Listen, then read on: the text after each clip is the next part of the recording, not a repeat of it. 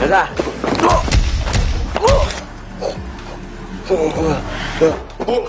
뭐 밖에 나가.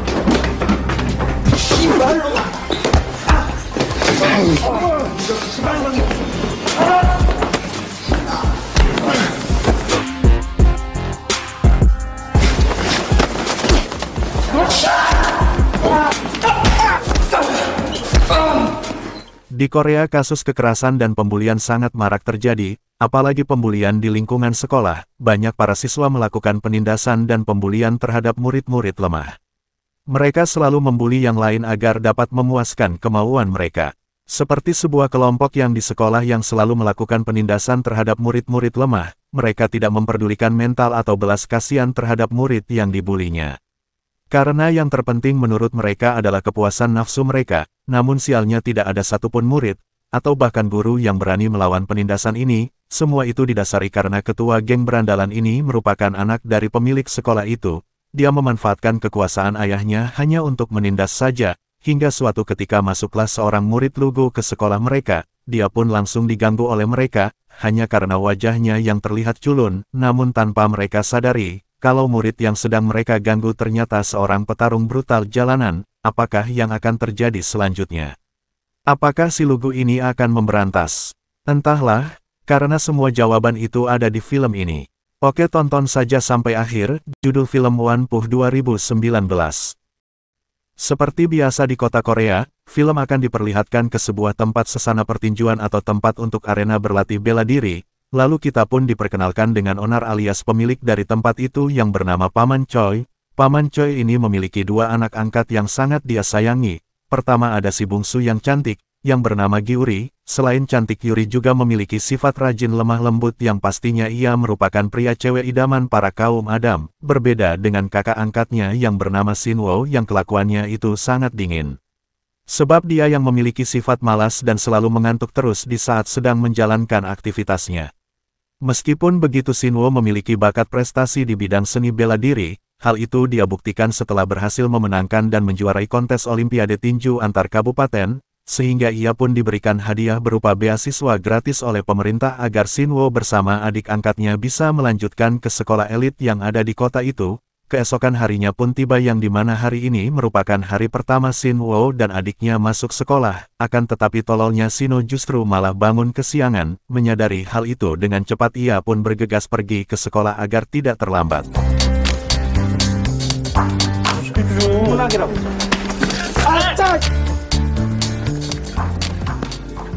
Namun sayangnya, saat sampai di sekolah barunya ia justru sudah ditunggu oleh Pak Guru BK yang ingin menghukumnya untuk push up karena telah terlambat, lalu dengan wajah kesalnya. Shinwo pun melakukan push up bersama siswa lain yang sedang dihukum juga karena terlambat. 안녕하세요.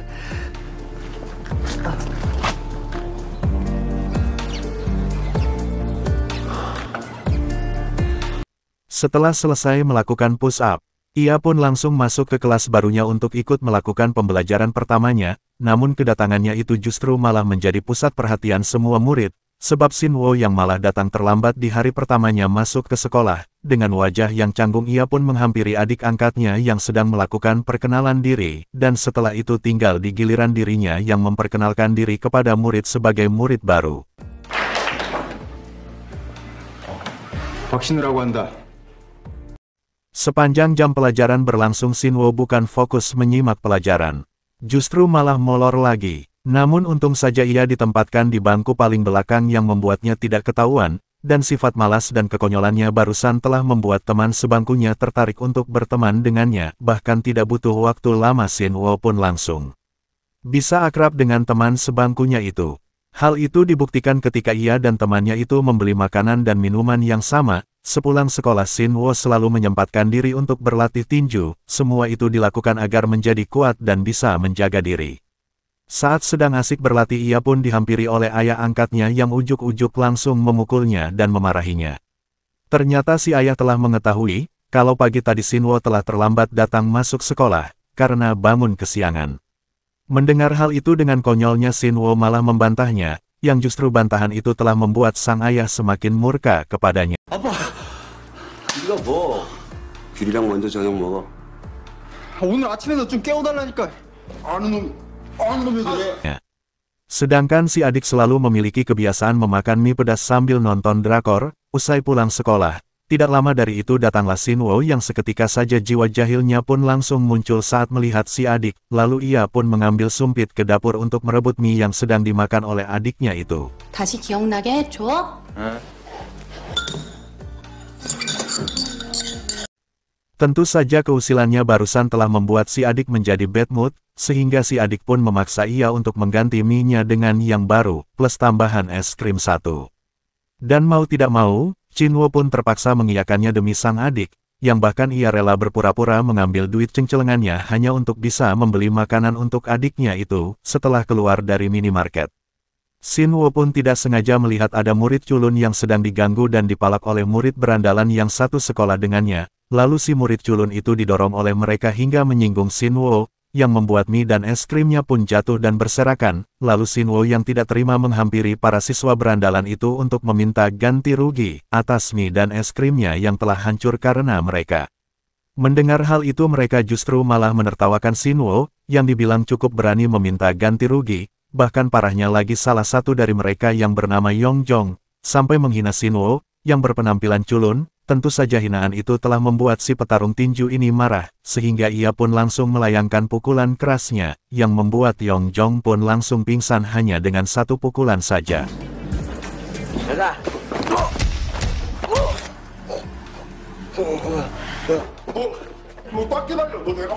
Rupanya perkelahian barusan telah direkam oleh siswi-siswi yang satu kelas dengannya. Serangan keras itu telah membuat si culun yang barusan dibuli sangat masa kagum akan keberaniannya Shinwo. Sebab baru kali inilah dia melihat, ada orang yang berani menghajar Yongjong yang selalu membuli murid-murid lemah seperti dirinya. Maka dari itu ia pun langsung memberikan uang kepada Shinwo sebagai bentuk terima kasih karena telah menyelamatkannya.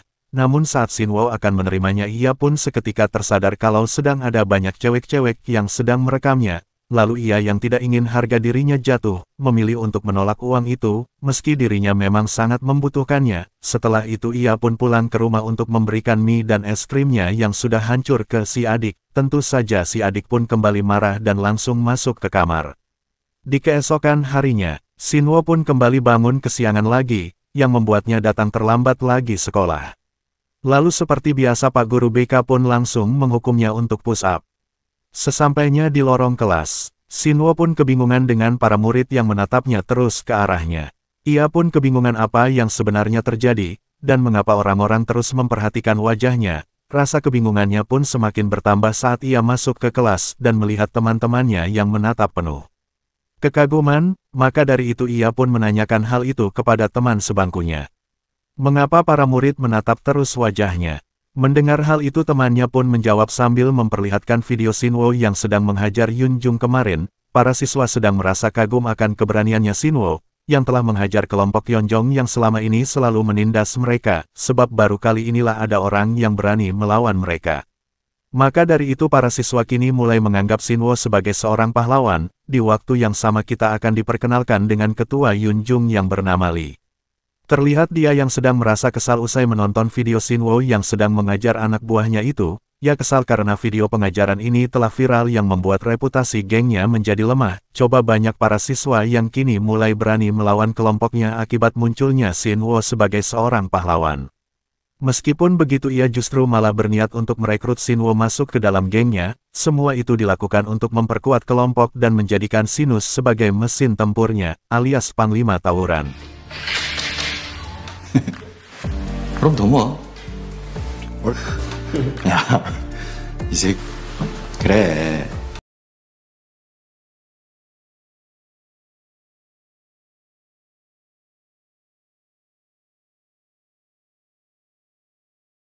Sepulang sekolah, seperti biasa Shinwo selalu melakukan latihan tinju di tempat ayah angkatnya. Di tengah latihannya itu tiba-tiba datang seorang pria yang ingin menjadi member di tempat latihan itu, dan si pria itu pun memperkenalkan dirinya yang bernama Jonggi. Dia berkata akan selalu datang setiap hari ke tempat sasana ini untuk berlatih. 난 권투부장 3학년 홍준기라고 한다. 이곳을 연습 장소로 쓰기로 했거든. 일하고 있는 거예요. 아버지가 하시는 곳이라. Di keesokan harinya, seperti biasa terlihat Shinwo yang sedang bergegas cepat untuk ke sekolah karena bangun kesiangan lagi, dan seperti biasa. Ia pun harus kembali dihukum push up, selama bersekolah di sini pun selalu memiliki kebiasaan buruk, yaitu tidur di kelas di saat sedang tertidur pulas. Ia pun diganggu oleh para anak buahnya Lee, yang ingin mengganggunya untuk balas dendam. Di waktu yang sama datanglah Geori, adik angkatnya yang meminta mereka untuk tidak mengganggu kakak angkatnya itu. Tentu mereka pun tidak terima dan ingin mengajarnya, akan tetapi dengan sigap. Shinwo pun menahannya dan menantang mereka untuk baku hantam. Siapa yang terkuat? Sontak saja para murid yang mendengarnya pun langsung berkumpul untuk menonton si pahlawan menghajar si penindas, dan sesuai dugaan kita, dengan mudahnya Shinwo menumbangkan mereka semua.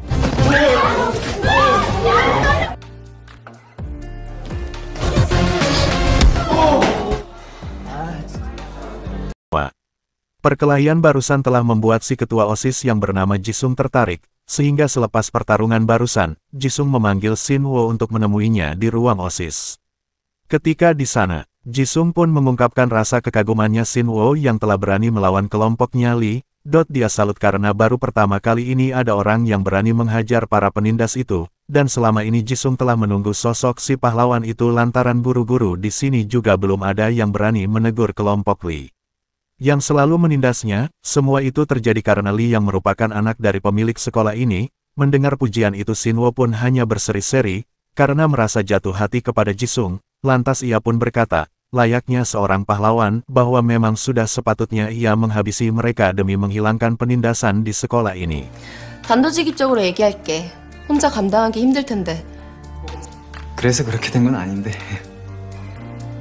뭐 어떻게 돼? Setelah keluar dari ruang OSIS, dia dihampiri oleh Lee, yang ternyata dari tadi sudah menunggunya, dan tujuan ia menghampirinya bukan ingin balas dendam, melainkan ingin mengajak Shinwo untuk bergabung masuk ke dalam gengnya. Dia mengiming-imingi akan memberikan uang besar kepada Shinwo jika menerima tawarannya itu, akan tetapi dengan lantangnya Shinwo menolak, karena ia tidak sudi harus bergabung ke dalam kelompok penindasannya karena uang saja.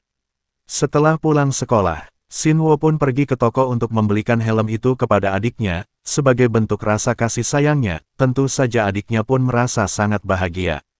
Karena helm yang sangat dia inginkan dari dulu, sudah ada di tangannya, saking senangnya ia pun langsung pergi belanja sayuran untuk memasakkan makanan spesial khusus untuk kakak angkatnya itu.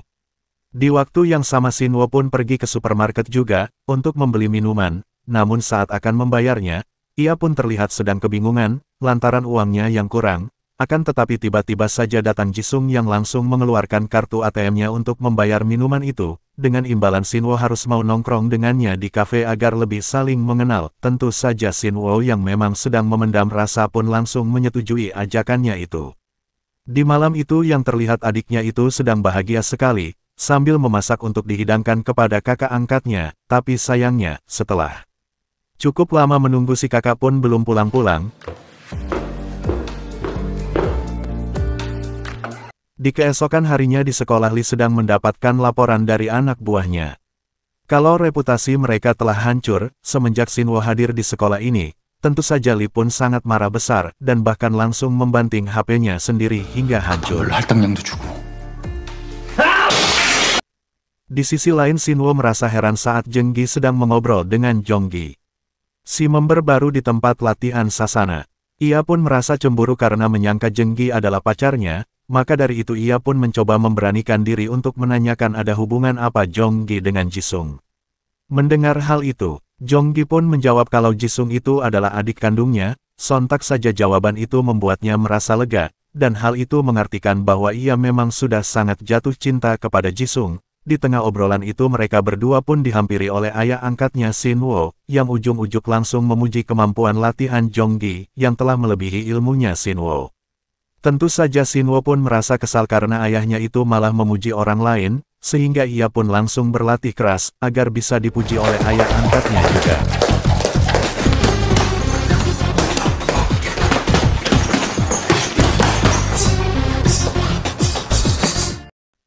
Di keesokan harinya, di sekolah terlihat kelompok Lee yang seperti biasa sedang melakukan penindasan lagi dengan memalak murid lemah.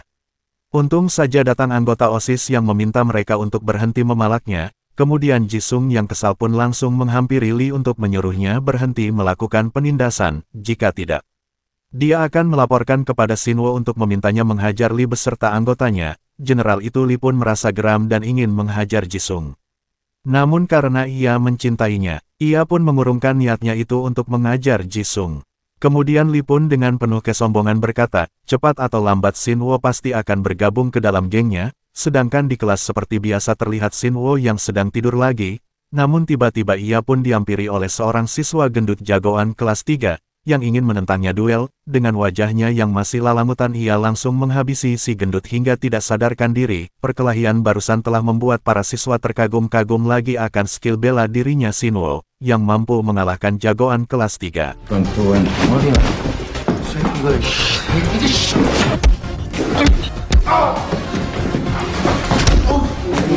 Tapi tidak dengan Pak Guru yang justru malah memarahi Shinwo, karena telah berkelahi di sekolah. Maka dari itu, Pak Guru pun memanggil orang tuanya Shinwo untuk datang ke sekolah. Pak Guru pun meminta si ayah untuk lebih memperhatikan kelakuan anaknya yang selalu berkelahi. Dengan penuh rasa malu si ayah pun meminta maaf dan akan lebih keras mendidik anaknya agar menjadi lebih baik. Di malam harinya Shinwo pun menemui Jisung untuk membahas hal tadi. Dalam pembahasannya itu ia pun memberitahukan kalau dirinya sudah tidak bisa melindungi lagi murid-murid dari penindasannya kelompok Lee. Semua itu terjadi karena ia yang sudah merasa capek disalahkan terus oleh Pak Guru, hanya karena mereka yang takut untuk menyalahkan Lee, yang merupakan anak pemilik dari sekolah ini. Hingga saat di keesokan harinya kita pun benar-benar dibuat tidak menyangka sekali, saat Shinwo menemui Lee untuk menerimanya bergabung ke dalam geng mereka. Tentu saja Lee pun langsung tersenyum senang, sebab siswa yang selama ini menjadi penghalangnya, justru malah bergabung ke dalam gengnya. Begitupun dengan para anggota lainnya ikut senang dan menyambut baik kedatangannya Shinwo. Terkecuali Yin Jong yang terlihat merasa tidak senang atas masuknya Shinwo ke dalam gengnya. Semua itu terjadi lantaran ia yang masih dendam kepada Shinwo, yang saat itu pernah menghajarnya, tapi apalah daya.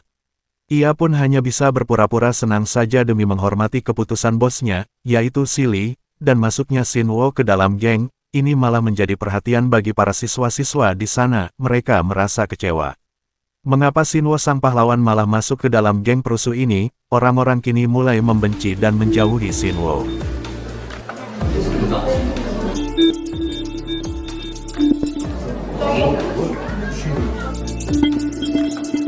Ketika jam istirahat, Shinwo pun diajak Lee untuk melakukan aktivitas buruknya yaitu memalak para murid lemah. Di saat mereka sedang sibuk memalak, secara diam-diam Shinwo pun merekamnya. Sepulang sekolah tanpa sepengetahuannya Lee pun mengumpulkan semua anak buahnya untuk melakukan balas dendam kepada Shinwo. Mereka semua berencana menyerang Shinwo yang dikira sedang berlatih di sasana tinjunya. Namun saat sampai di sana mereka tidak menemukan Shinwo, dan justru malah melihat Jongji yang sedang berlatih. Melihat hal itu, mereka pun tidak memperdulikannya, dan langsung menyerang Jonggi, sehingga terjadilah baku hantam yang sangat dahsyat.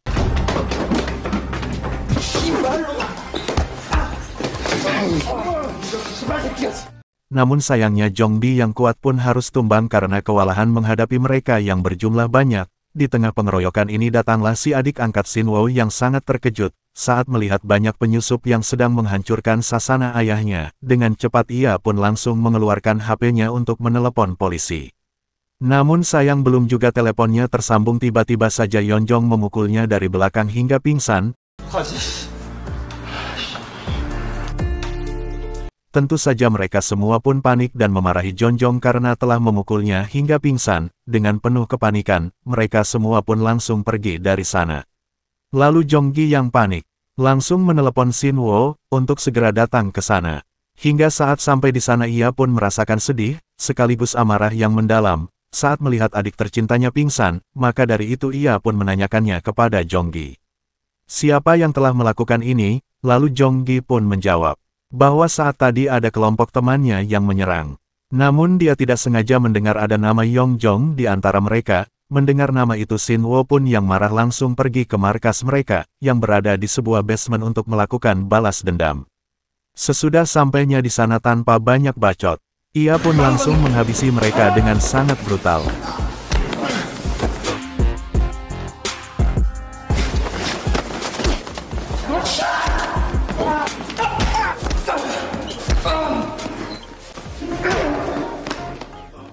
Tidak perlu waktu lama, Shinwo pun berhasil membantainya, tapi tiba-tiba saja keluarlah pemimpin mereka, yaitu Li untuk melawan Shinwo yang telah membantai mereka. Di awal pertarungan terlihat kalau Li yang sangat lincah dan mampu menghindari serangannya Shinwo, rupanya Li ini merupakan seorang pro MMA, yang bahkan udah pernah menjuarai Olimpiade baku hantam juga, dan betul saja, terlihat kalau Shinwo yang sangat kewalahan dan hampir saja kalah dalam duel ini.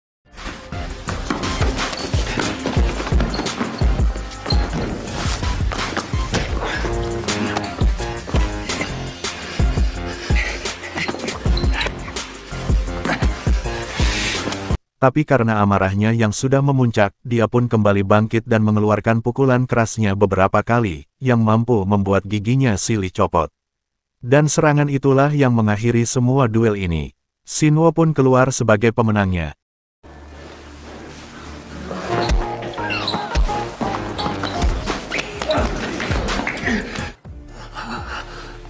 Di tengah suasana yang genting ini, datanglah Jisung ke sana. Melihat hal itu, Shinwo pun memberikan sebuah HP yang berisi bukti kebusukannya geng Li, yang selalu menindas para siswa.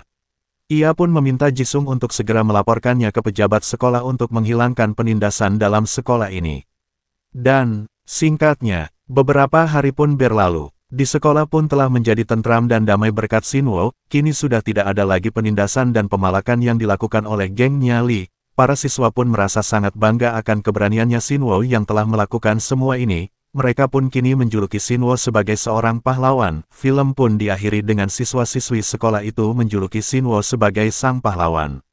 Ending yang sangat keren sekali cuy. Bagaimana jika di sekolah kalian ada pahlawan seperti Shinwo ini? Silahkan komen pendapat kalian ya.